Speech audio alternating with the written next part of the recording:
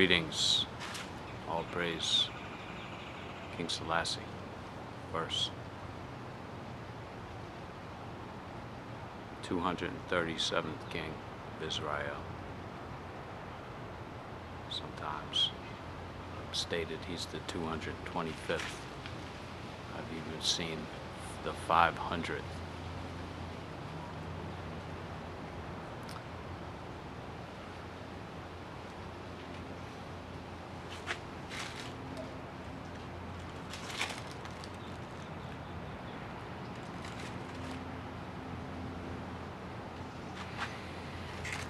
I'm thinking about the light here.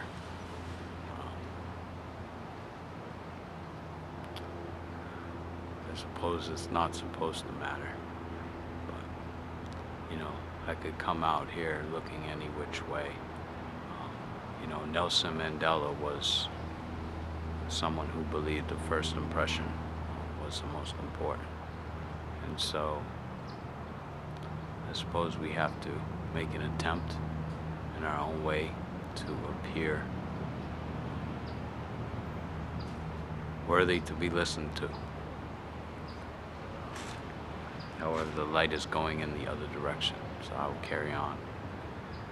This topic is on incentivization within the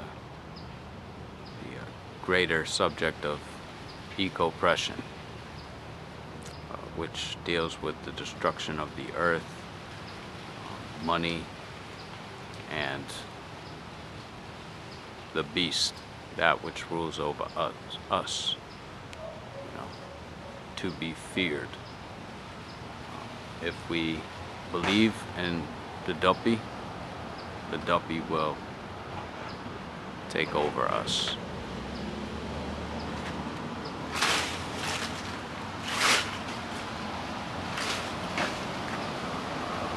So people are incentivized in a whole host of different ways. The obvious traditional methods of providing luxury goods such as cars, furniture. Back in the day, it would have been horses. The UPS guy. I've seen him looking over the fence before, you know. Stared straight over me, about broke his neck too.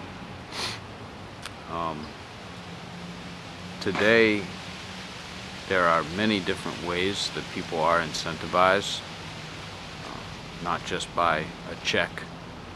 They're incentivized by a title,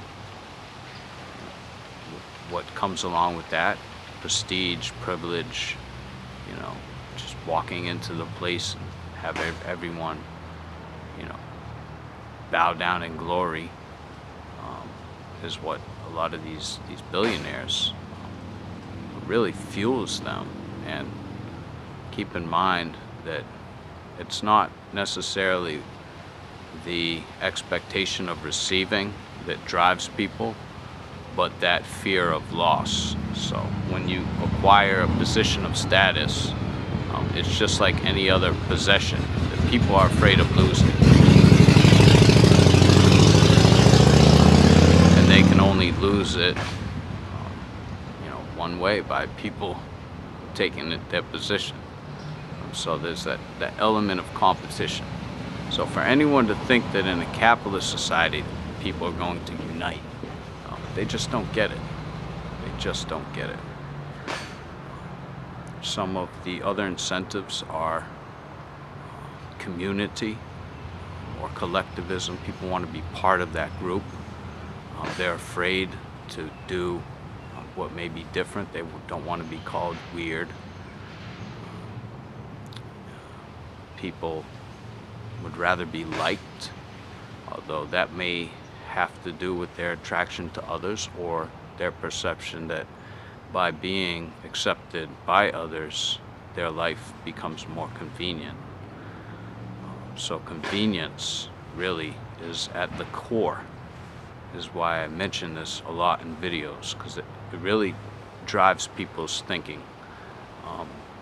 We are taught as enemies of the world, then the world must be great because we are fewer than few. By the scripture. This is what the scripture tells us.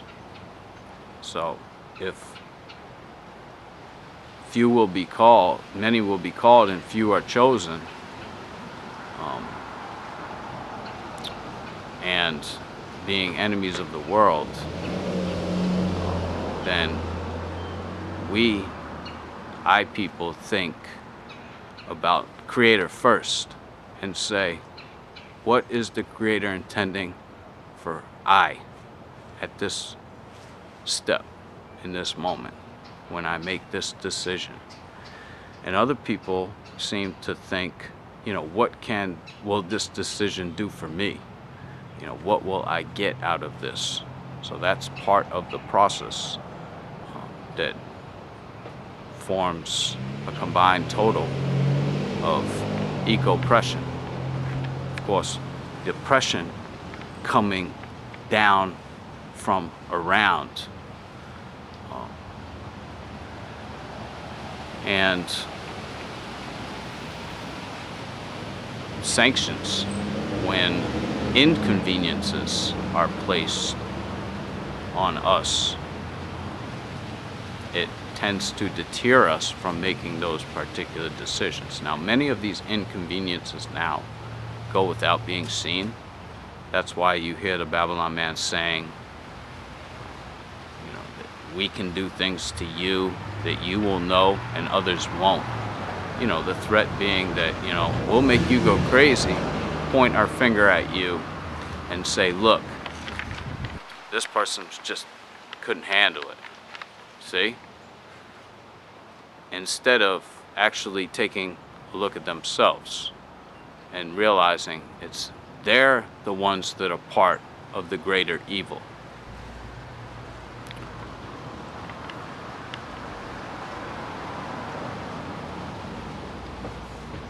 Obviously, technology has enabled the Babylon man to leverage his position so that he appears to be Spider-Man climbing up the walls, Superman flying around or stopping trains and performing all these miracles. And eventually this problem will become worse, because if man wants to decide to manipulate babies to bring them into the world, although we'll deal with that on another occasion.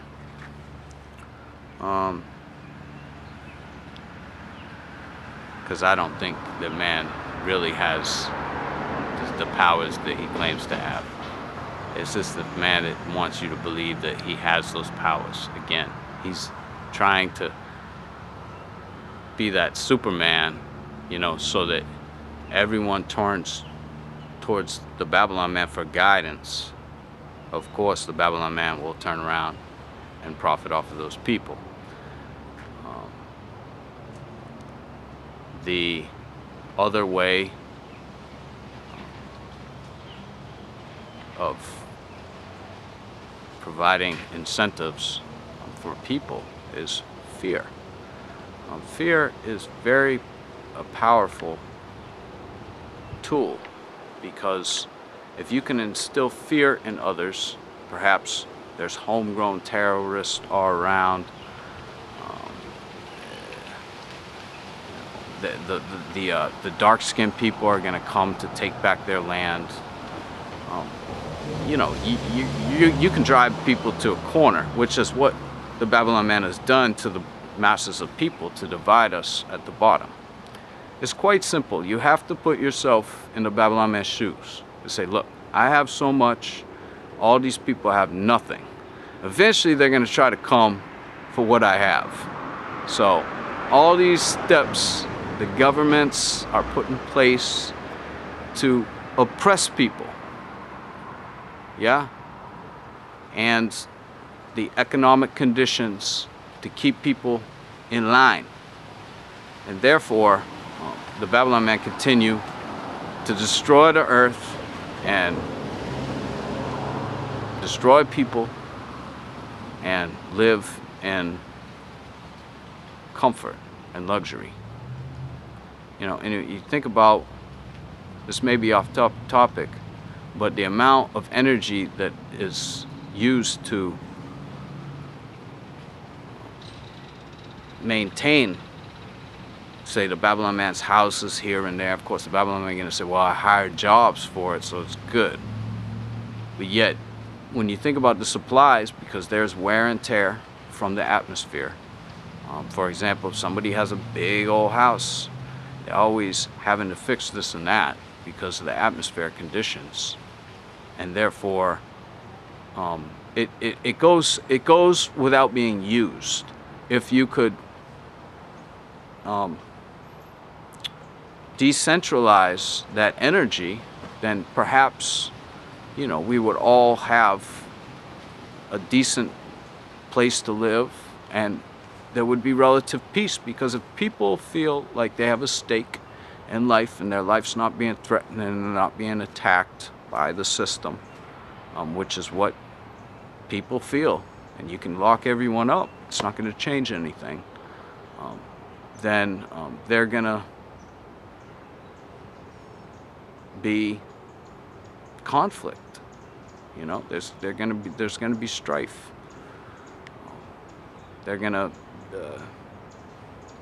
you know, be on edge. People will be anxious. You know, this isn't something like, you know, some gene over time and some animal attacked the tribe and eventually the tribe developed anxiety and passed it on. No, this is Babylon myth. The fact of the matter is, if you stick somebody in a little box and you feed them a little bit of food and water a day and barely don't give them anything, they're going to get anxious. It doesn't matter who and how strong and powerful and mighty they think they might be. You know, when you suffocate people, people are going to get anxious, and sometimes they will even fight back. And you cannot blame them for that. But the Babylon constantly trying to put all the blame on everyone else but himself. One more incentive is the whole left and right paradigm, and that falls right back into, and not just left and right, but it can be sports teams, it can be nations, that falls into this collective incentive where people think, if, you know, I live in an area and I'm a Red Sox fan, and, you know, I'm going to really represent the Red Sox, everybody's going to like me. Yeah? If you're born in another region of the world, you know, that something there might be popular too, so people really engage in it and they study it. You know, they know all the players and they know all the moves and everything, just vanity. They'll forget the next year or the following year because it really wasn't important to begin with, but they're doing it in an attempt to appease others around them, to try, because they think that they're making their life easier. And maybe it works for some, maybe it doesn't. I tend to think that principles are really what matters. When you read the scripture and you're taught, you know, to hate your mother, father, and wife for the sake of the Christ, he's telling us that his law comes first. And although being kind and, you know, joining hands and cheering each other on may be in addition to the process, we have to keep in mind what it is that the word says and to not drift astray. Giving thanks. Rastafari.